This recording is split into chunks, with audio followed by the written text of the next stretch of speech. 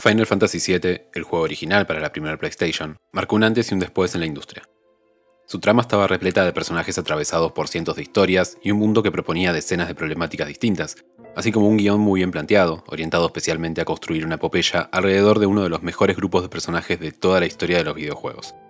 Los enormes trabajos de remakes que se están llevando a cabo en los últimos años han amplificado y profundizado todo ello, a un nivel inimaginable, acrecentando aún más la riqueza y el patrimonio de sus argumentos sobre un legado que ya era abundante de sus orígenes.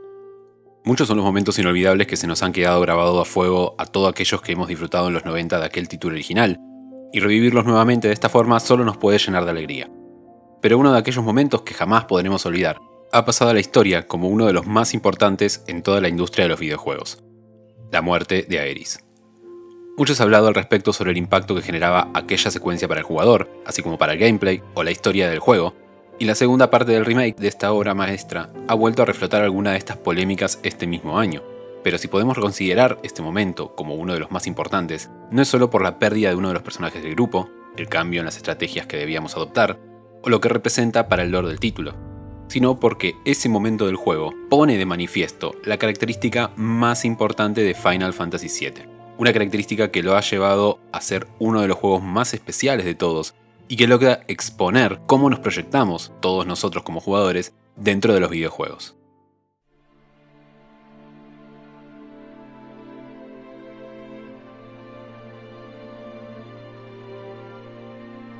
Para desandar la característica medular que ha hecho que Final Fantasy VII y una de sus escenas más representativas lleguen a ser tan importantes, es necesario tener en cuenta en primer lugar una cuestión central e inherente al medio de los videojuegos: la inmersión virtual.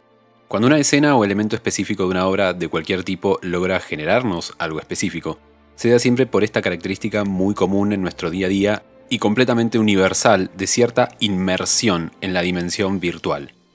La palabra virtual, aquí, debemos concebirla como una realidad o espacio alternativo al real, como otro plano de la existencia, generado en este caso por la inmersión que tenemos dada por un dispositivo específico. Los mundos virtuales, así entendidos, han sido experimentados por la humanidad desde que existe el pensamiento simbólico. Tal forma de vivir un mundo virtual se encuentra presente desde hace milenios, ya sea en el ámbito de la religión, la literatura y el arte, por poner ejemplos diferentes. Todos comparten la experiencia de la inmersión en una realidad alternativa no material, a la cual se accede por medio de algún dispositivo, ya sea una computadora, un sueño, un libro o un simple ejercicio de visualización. La inmersión virtual no debe entenderse solamente con respecto al contacto visual con una pantalla en este caso, sino en tanto que entablamos una relación específica accediendo a ellos de forma incorporada. Nos sentamos, prestamos atención, nos dejamos atravesar por las imágenes, diálogos, colores, argumentos y una infinidad de otros elementos significativos, envolviendo nuestra capacidad cognitiva con las posibilidades que aquello nos ofrece. Ahora bien, como señala María Beatriz Vittarello, la tecnología digital presenta algunos rasgos que lo diferencian del mundo virtual creado mediante las narraciones míticas, la lectura de una novela o la contemplación de un film, ya que en esta nueva tecnología destaca la posibilidad de establecer una relación de interactividad. Esto último es especialmente cierto para la experiencia de jugar videojuegos, ya que los mismos dependen en gran medida, siempre, de nuestra agencialidad.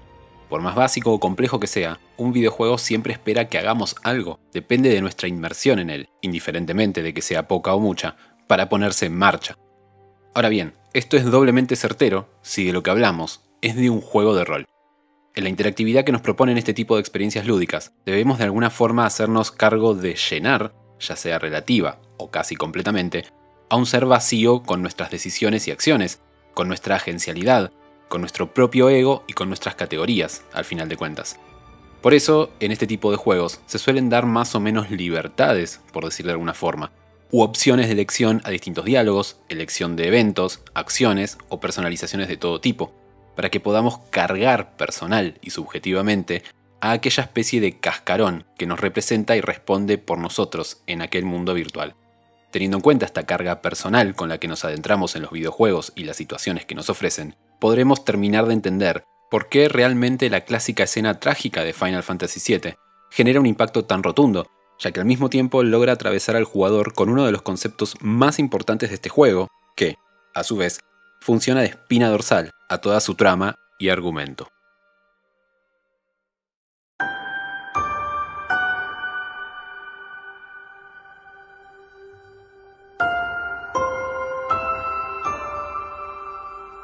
Como es costumbre en la mayor parte de las obras de fantasía y ficción japonesas, encontramos que la mirada filosófica autoral que hay detrás de los elementos más importantes de Final Fantasy VII, ya sea la obra original como los nuevos remakes, está atravesada por las cosmologías e ideas budistas y animistas, que resultan ser siempre inseparables de muchas explicaciones y conceptos que sostienen el argumento principal. En este caso, la idea fundamental a considerar es la del vacío. Si bien este concepto puede ser sumamente complejo y tener distintas variaciones, generalmente se entiende al mismo como el estado primigenio del universo, no diferenciado, sin límites o fronteras. Para el budismo zen, sobre todo, aquel más extendido en la cosmología japonesa, el vacío es una dimensión sagrada y trascendente. Tal estado de vacío permite concebir la verdadera naturaleza de la vida y de todo lo existente. Pragmáticamente hablando, siguiendo este concepto no sería posible entender cómo en verdad las categorías sociales, los problemas que nos rodean, todo aquello con lo que cargamos a nuestras vidas y relaciones en el mundo, son solo ilusiones. Nosotros llenamos aquello que en verdad es vacío indiferenciado por naturaleza. Básicamente, toda nuestra experiencia de vida sería crearnos y reproducir ilusiones sobre un tapiz blanco que en verdad es nuestra vacuidad natural. Esto no es malo per se, según el budismo, sino que es parte lógica de nuestra experiencia en la Tierra y en sociedad. El objetivo, en todo caso, sería poder dar cuenta de que tendríamos que ser capaces de romper ese molde y ver la realidad del vacío que subyace realmente a todo para vivir mejor y más tranquilamente.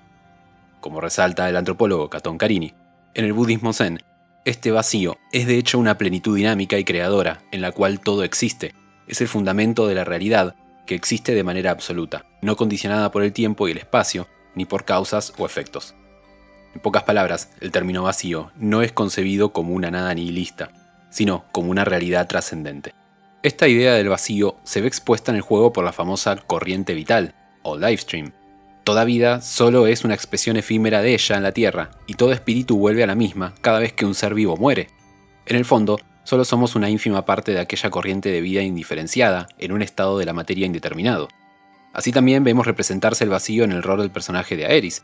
La última de los Cetra resulta ser, tomando en consideración esta visión filosófica, el personaje más sabio del juego, recalcado aún más en el final de Rebirth.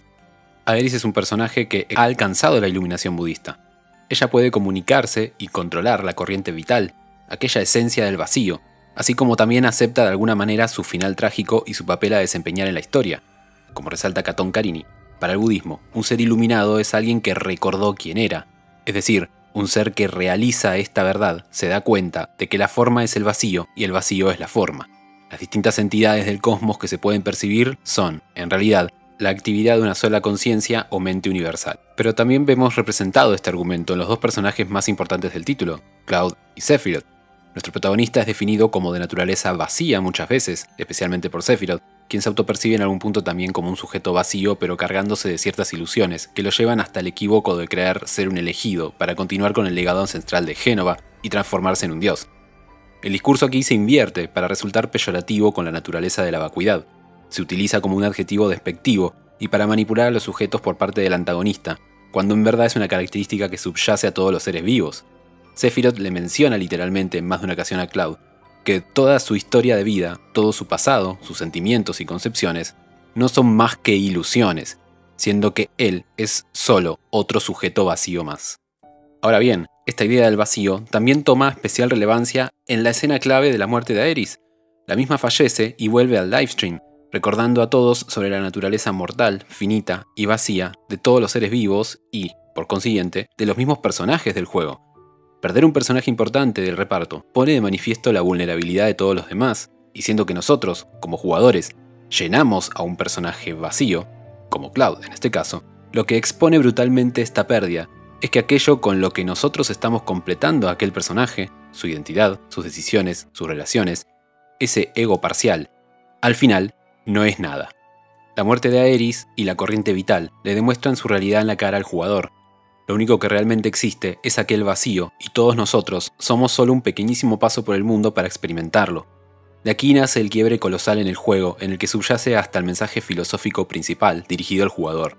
Como en nuestra vida, como individuos en el mundo, nosotros cargamos a Cloud, al avatar principal virtual dispuesto por el juego, con parte de nuestro ego, con parte de nuestras decisiones y acciones, con parte de nuestras ilusiones.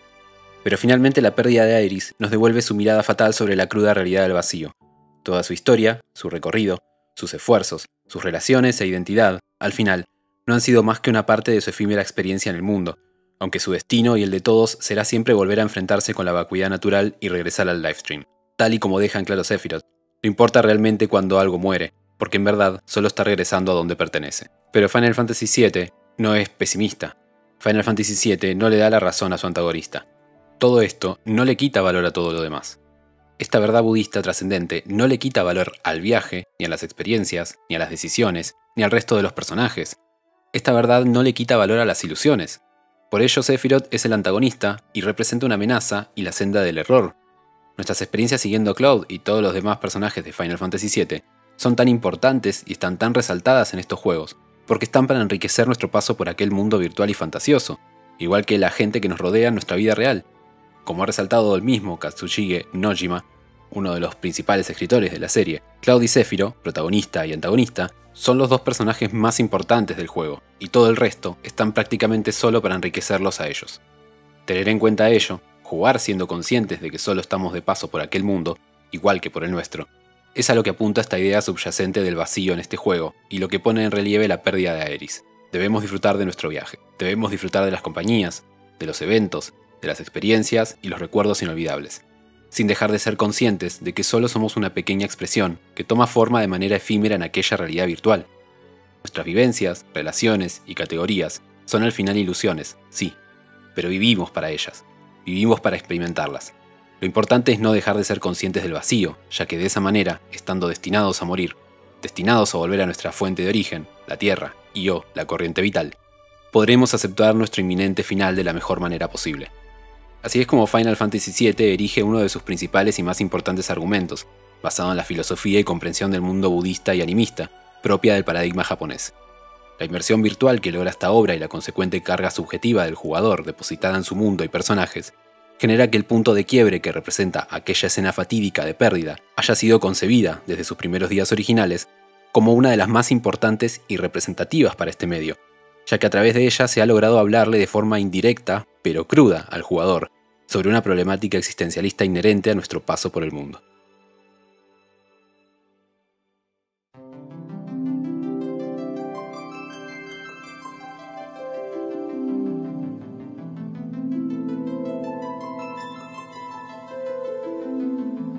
Final Fantasy VII busca entablar una estrecha y empática relación con el jugador desde un primer momento. Su mundo triste y decadente, pero que lucha por sobrevivir y no pierde las esperanzas, se va desarrollando y exponiendo cada vez más al jugador, de formas más y más profundas, hasta que logra una inmersión cada vez más aguda de parte de este en aquel mundo virtual. Depositamos así nuestras expectativas, nuestra subjetividad, nuestros compromisos, nuestras ilusiones, y parte de nuestro ego, en nuestra agencialidad como jugadores, llenando y completando a Cloud. Pero todo ello se ve profundamente afectado con la muerte de Aerys, que nos golpea haciéndonos recordar que todo lo vivido con ella ha sido solo una bella experiencia, para hacernos recapacitar de que ya no estará con nosotros y de que nuestro paso por aquel mundo virtual, igual que por el nuestro real, será siempre efímero. De esta forma este título aflige al jugador, pero a su vez busca acercarle la visión filosófica autoral más importante que subyace aquí, la idea del vacío y la inherente naturaleza fugaz de la vida. Así, Aerys resulta ser el personaje más sabio de todos, se involucra, experimenta y hace todo lo posible por sus objetivos, pero, consciente de ese vacío, termina aceptando morir. No podemos ser dioses eternos ni tampoco somos simples cascarones vacíos. Lo que sí debemos buscar es ser conscientes de nuestro inminente destino para disfrutar de todo aquello que nos propone nuestro mundo. La muerte de Aerys, así, es una de las escenas más importantes de los últimos 30 años, porque representa el gran mensaje y moraleja que uno de los títulos más importantes de los videojuegos ha buscado transmitirle de forma madura y determinante a su jugador.